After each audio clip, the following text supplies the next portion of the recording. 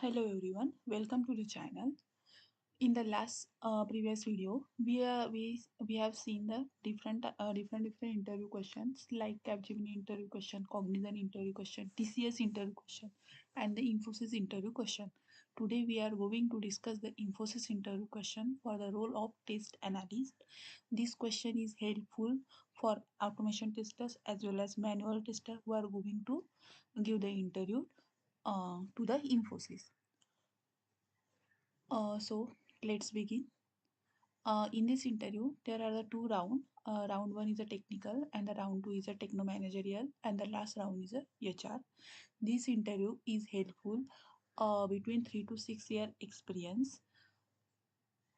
And now we see the first question. And the first question is tell me about your role and responsibility in the project. This question is the most important question because when the interviewers start taking the interview, the first question is explain yourself and then uh, tell me about your role and responsibility. So now we are going to see the what are the role and responsibility in the project. So write the test cases, test scenario based on the requirement, user stories, and the specification. This include like functional and the non-functional testing. Means we have to explain that we write the test cases, test scenario based on the requirement that we are get. Like this requirement is based on like functional and the non-functional testing. We create the test case documentation. We manually execute the test cases in the different environment like development environment, staging environment, production environment to verify that the application meet the requirement. Also, we develop, maintain, and executed automation test script using the automation tools such as Selenium, JUnit, and the test engine. Because if the role is automation tester or the manual tester, first we have to execute the manually execute the test cases, then we move to the automation.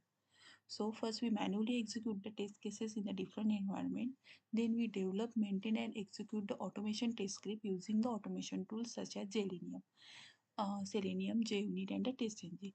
Then we maintain and update the existing test automation script as the application evolves. We automated the test on a different environment like different browser, different mobile device, and generate the test report.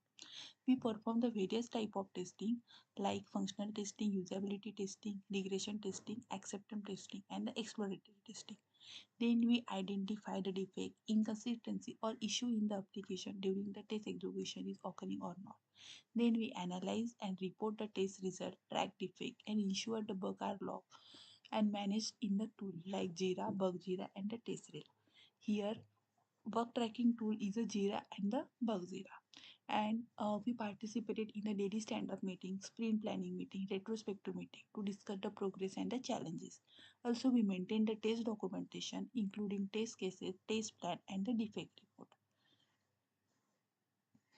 In this way, we have to explain our role and responsibility in the project.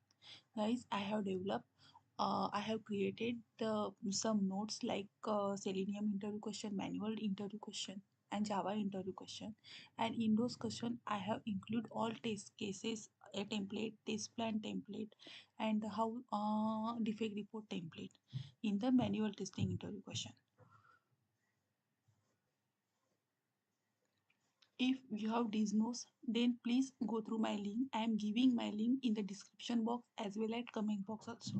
So in this way, we have to explain our role and responsibility in the interview. Now moving to the next question, and the next question is: have you created framework from the scratch and explain the architecture? This question is also important regarding interview because the first question is tell me about yourself, explain your role and responsibility, explain your project, explain your framework structure. These are the most important question which asked in the interview. So for this question we have to tell them like, yes, I have designed automation framework from the scratch. Like means whatever you framework you have worked, like a hybrid framework, data driven framework, you have to explain the framework structure in the interview. So in the automation framework, there are the different folder like SRC, log, screenshot folder, and the file like pom.xml file, testng.xml file. These are the file present in the framework. So as we see, a well-structured framework follow a modular approach. Like in the automation framework folder, there is a SRC folder, main folder, and in main folder we kept the config folder, driver folder, page folder, and utility folder. In config folder, we save a configuration information like property file, environment, and in the driver folder, we kept the WebDriver setup and the management. In pages means we kept a pages for the UI element, and in utility classes uh, we here we save the code for the screenshot and the waiting statement. And the next is a text package. In the text package there is a test script, test cases folder, listener folder, reporter folder, and a data folder. In the test case folder we kept a test script. In the listener we kept the test engine listener, for example screenshot. We kept listener for the screenshot and the logging. Then in the report folder we kept a test report like extent report, allure report, etc. And in the data folder we kept the test data. In the log folder we kept a log file, and then in the screenshot folder here we kept a all capture screenshot for the failed test cases. And this is about our framework structure. Now we see the one by one component. Like in the first is the text execution layer. Text execution layer means test ng framework, JUnit framework is used to manage and execute the test cases. Also here one question form that what is TestNG framework, what is JUnit framework. So we have to say that TestNG or JUnit is a unit framework which is used to manage and execute the test cases. And the TestNG and JUnit support a parallel execution, parameterization, and a retail logic. Also the next component is a base test class. So base test class is responsible for initializing WebDriver, setting up the browser configuration, and handling the global setup and the tear down. Next is a component is a page object model. So what is page object model? Page object model is a design pattern in which each page is represented by a page class to keep the test script clean and the reusable. Also, we have a next question that which design pattern you are using in a framework. So we are using the page object model is a design pattern, and it is in which each page is represented by a page class to keep a test script clean and reusable. Means if there is a 20 pages or the 20 pages in the our project, so we have to form the 20 page which is represented by the this page class. The next component we will see the utility layer. Before this, we save the advantage of page object model also. It improves the inventability, it reduces the duplication, and the make test script cleaner. So next component is a utility layer. So what is utility layer? Utility layer include the reusable method like weight handling. Here we keep the explicit weight information, fluent weight information. Also we save the capture screen capture code. Also, we save the Excel and the JSON data handling, and also we kept here the login information like log4j and SLF4j. The next component of our framework structure is the data-driven testing. Data-driven testing, here we are using the Excel and JSON and the database data. So for this, we use the Apache POI library for reading the Excel and the JSON data. Next component is a logging. Here for the logging information, we are using the log4j which help the debug the test cases. In the test report folder, we kept the extend report and the allure report. Means it generate the estimate report with log, screenshot, and the test data. Also, we can integrate it with the Jenkins and the CI/CD. So next is the CI/CD integration. CI/CD integration means continuous integration and continuous delivery. So here we are using GitHub action for the triggering the test and Jenkins for schedule or on-demand test execution. Or also we can use the Docker and Selenium grid for the parallel execution. So here we have seen the text execution component. We are using different component like text execution, which is used to execute and manage the test cases. Then we have seen the base test. Base test means it is a base class which are used to set up the WebDriver information browser configuration. Also, we are using the page object model design pattern which keep the UI action structure. So we create the utility folder for weight concept, screenshot, and the data handling. We are using logging, that is log4j, to track the execution log. Also for the reporting purpose, we are using the extract and the Allure report. And for CI/CD, we are using Jenkins and Giver, which automate the test execution. In this way, we have to explain our framework structure. If the interviewer asks the framework structure, so we have to say like this. But if the interviewer asks the framework explanation, so we have to say the one by one. I have created the one video. You can check my video section. Now move to the second question, and the question is which design pattern you have used in the framework. So basically we are using the page object model. Page object model is a design pattern. Page object model is a design pattern which help organize and maintain the test automation code. It promote means it is useful for the separations of the code by keeping UI locator and the interaction separate from the test script and making the framework more maintainable, reusable, and the readable. So advantage of page object model means it improve the maintainability. Means if UI change, we can update only the update page class. It enhances reusability. Means page method can be reused across the multiple test cases. It improve the reusability. Means there is a clean separation between the test logic and the UI element.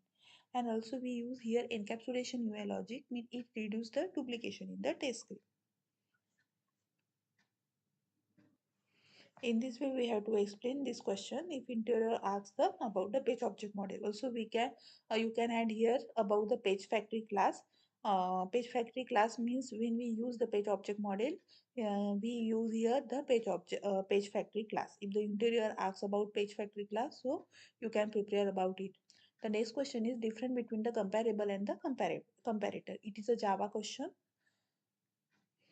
So comparable and the comparator is both are the interface. Interface means comparable interface used to define the national sorting, and the comparator interface is used to define the custom sorting. And the comparable interface is belongs to the java.lang package, and the comparator interface is belongs to the java.util package. There are the several methods present in the both interface like comparable and comparator. In the comparable interface, compare to method is present, and in comparator interface there is a compare method present. For sorting logic, we define inside the class itself, and the for sorting logic in the comparator interface we can define in the separate class. Comparable interface used for default sorting, and the comparator interface used for the custom sorting. Now move to the next question, and next question also belongs to the Java interview question. And the question is what are the cases where you will use the finally block. So guys, you all also know about the finally block. So finally blocks in Java is used to execute the important code regardless whether exception occur or not. Means exception occur or not, this block will execute definitely. So it is a typical use for cleanup operations such as closing resources like file, database connection, and the socket and the releasing block. And we use the finally block when we use the exception concept. And the next question is different between the Scrum and the Kanban. So in the Scrum, there is a time box sprint occur, which is 2 to 4 weeks, and the Kanban is a continuous workflow. About work planning in the Scrum is a speaks frame backlog and is a dynamic task addition. Role about there is a customer, the Scrum master, product owner, development team, which include in the Scrum, and in the Kanban there is a no specific role required. Meeting in the Scrum like a daily stand up, sprint planning, review, and a retrospective meeting. Kanban is a where there is a meeting is needed, no specific meeting present in the Kanban. And about flexibility, Scrum is a low, but the Kanban is a high. The task can change anytime. Best for other no. Now Scrum is best for development teams which working in the structure iteration, and the Kanban is a useful for the support, DevOps, and the maintenance team which is ongoing work. Now the next question is difference between the smoke testing, sanity testing, regression testing, and the retesting. We will see the one by one question. So smoke testing is a quick checkup to verify if the basic functionality of the application is working or not, and the sanity testing is a narrow focus check to verify specific functionality after minor changes of the bug are um, working or not. And the purpose of the smoke testing is it ensure the critical functionality are working before moving to the detailed testing. And the sanity testing ensure the new feature or the bug fix work without breaking existing functionality. Now the next question is when is it done? Means when is it smoke testing is done and when the sanity testing done. So after a new build is deployed, to confirm its stability for the further testing, we do the smoke testing. Sanity testing is done after minor changes in the application. Scope-wise smoke testing has a broad cover which cover the major functionality of the system, and the scope-wise sanity testing has a narrow means which focus only the specific component which is affected by the changes. Uh, when we talk about the type of the smoke testing, there is a subset of the regression testing, and the sanity testing is a subset of the is also subset of the regression testing. Perform-wise, smoke testing is used both manual and the automation tester, but sanity testing is used also for the manual and the automation tester. Now, more to the next question, and the next question. Sorry, in this question there is a regression testing and the retesting also is difference present. So the regression testing means testing to ensure that the new changes do not affect the existing functionality, and the retesting means testing the same test cases again to verify the specific defect is fixed or not. Regression testing ensures that the entire application work fine after the new update, and the retesting is confirm that the reported defect is resolved successfully or not. We done the regression testing after any bug fixes, updation or the code changes, and we done the regression testing retesting after specific bug fixes implemented. Scope-wise regression testing cover entire system which include the unchanged path also, but the scope-wise retesting focus only on the failed test cases due to the defect. Um, uh, about the automation purpose, we automate the regression test cases by using Selenium test engine, Cucumber JUnit, and the retesting means we can be automated if required, but usually we do the manual testing about the retesting.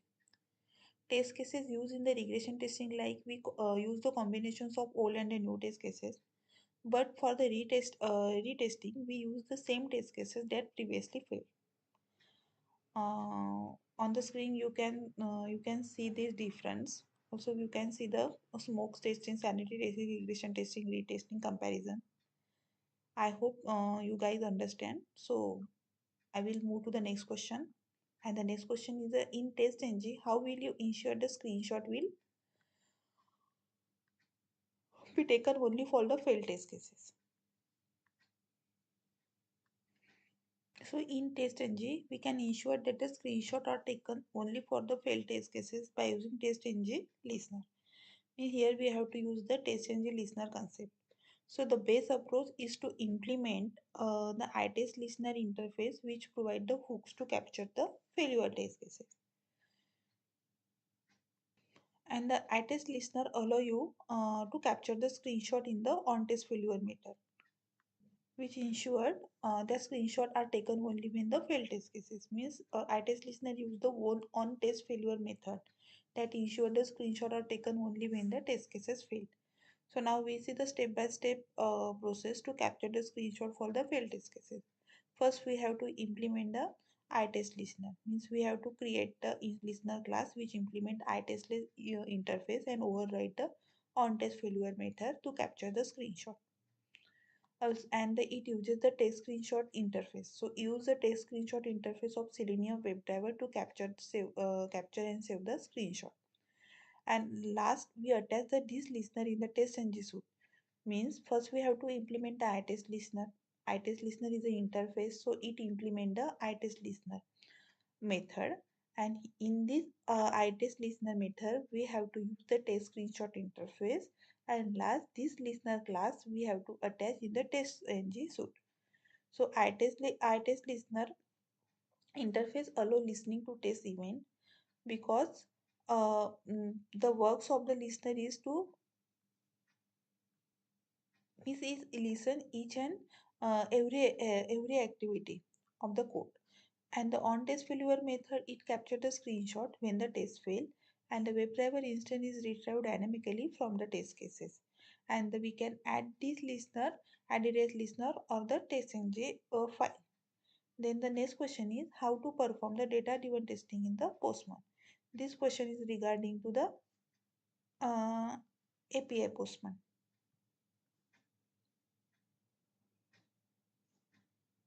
So first we say the what is data-driven testing. Data-driven testing means we can test the data with a multiple set of data with many times. So data-driven testing in the Postman allow the running the same API test multiple time with a different set of input data. So this is useful for various scenarios without creating the multiple test cases manually. Now we see the step-by-step process to perform the data-driven testing in the Postman. So first we have to create the collections and the API request. For create the collection and the API request, we have to first open the Postman, create a new collection, and inside the collection we have to add a new request, that is post request for login. Then we have to set a request URL and the method, and in the body we have to select the JSON format. Then we have to write the test script in the Postman in the test tab. And in the test tab, we have to add a JavaScript code to validate the API responses. And the last, we have to run the collections with the data file. Means for the collection, click on the runner, which is present on the bottom left in the Postman. Then we have to select the collection that containing the API request. Then we have to click on the select file, and we have to set iteration count to match the number of test cases, and we have to execute our test with a different data set. In this way, we have to perform the data-driven testing in the Postman. So guys, in this way we have performed the data-driven testing in the Postman. I have created the nodes in this way for the Selenium, Java, and the manual testing. If we have to download these nodes, I am giving my link in the description box as well as comment box. Currently, I am working on the API testing and the RestAssured question set. If it's done, I have mentioned this link also in the description and the comment box also. Now moving to the next question. Next question is the what are the important validation you will put on the API. Important validations that we put on the API, like the first is the status code validation. Status code validations means there is a for the gate ports means successful request there is a 200 OK code. Resource created means for the post request there is a 201 created. If the resource not found there is a 404 not found. In this way we have to apply the status code validation. Then there is a response body validations means if we have to check if the API return the expected response body format and the value or not. For that we have used the JSON response means we can use the JSON response. After that also we can apply the schema validation like JSON and XML validation. In this we have to ensure that API response following expected structure using JSON schema validations or not. Then also we can apply the header validation means if we have to validate the response header for security and the content time correctness. And the last is we can apply the authentication and authorization check also means if the test without credential that it ensure the 401 unauthorized. If the test with invalid credentials it ensure the 4034 forbidden. If the test with valid token it ensure the API grant access. In this way we have to apply the validations on the API. Now we see the next question. The next question is suppose you have a 200 test cases and from these 49 test cases failed. So how would you collect the data of only failed test cases in the test engine? So there are the two approach to run the failed test cases. We see the one by one. The first approach is the iTest listener. We also see in the previous question that what is iTest listener and how to implement. And now we again see the how to collect the data of the 49 test cases for failed test cases by using the iTest listener. So first we have to implement the iTest listener to track the failure. Then we have to store these failed test cases detail like name, exception, time, screenshot. Then we have to log these failed test cases into a report or file. Then we have to generate the custom report or the rerun the failed test cases. So in this way we have to use iTest listener. After that we have to register this listener into the testng.xml file, and then we have to execute these failed test cases by running the testng suite. And now the next way is a rerun the only failed test cases using the testng-fail.xml file. After execution, testng automatically generate the file called testng-fail.xml file in the test output folder. So it is the best way. Here the question is ask the best way to collect the failed test cases data. So the best way is to rerun the only failed test case that by running the testng-fail.xml file, which is automatically created in the test output folder. And the step to rerun failed test cases, so we have to first run the original test suite. Then we have to locate the generating testng xml or testng fail xml file which is created on the test output folder automatically, and then we have to execute it to rerun only the failed test case. It is the best way, it is a simple way as compared to the iTest listener. And now we see the next question. Next question is, what is the Maven Surefire plugin?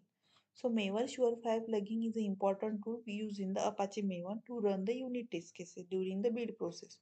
It provides the ability to execute tests typically written using the framework like JUnit or the TestNG, and it generates the report on the result of the um, some point like test execution, JUnit, TestNG support, parallel test execution, test reporting, lighting. Now we will see the one by one. That is what is test execution. So the test execution's primary function of the Surefly plugin is to run unit test cases during the build process. It executes the test in the test phase of the Maven default build cycle.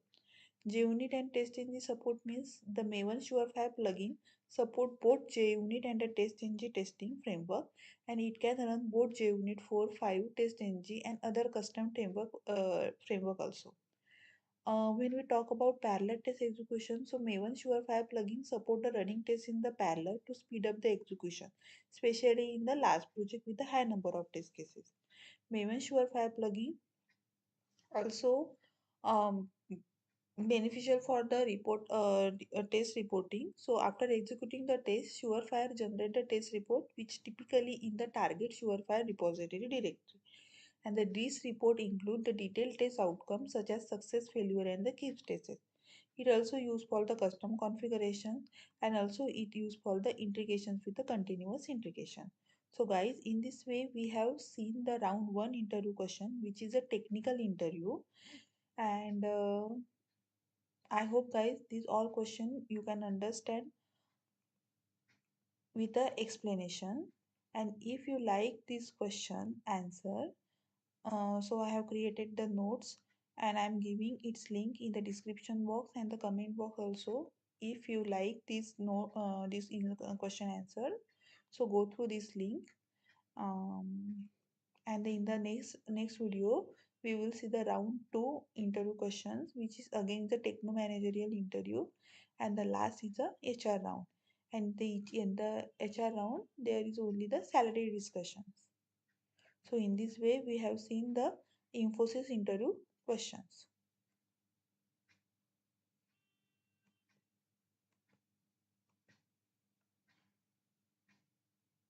If you like my contents, please do like, shares and the subscribe. And if you have any questions, please message me in the comment box. I will try to provide its answer in the comment box. Thank you guys. Thank you once again. Please share, subscribe my channel. Thank you.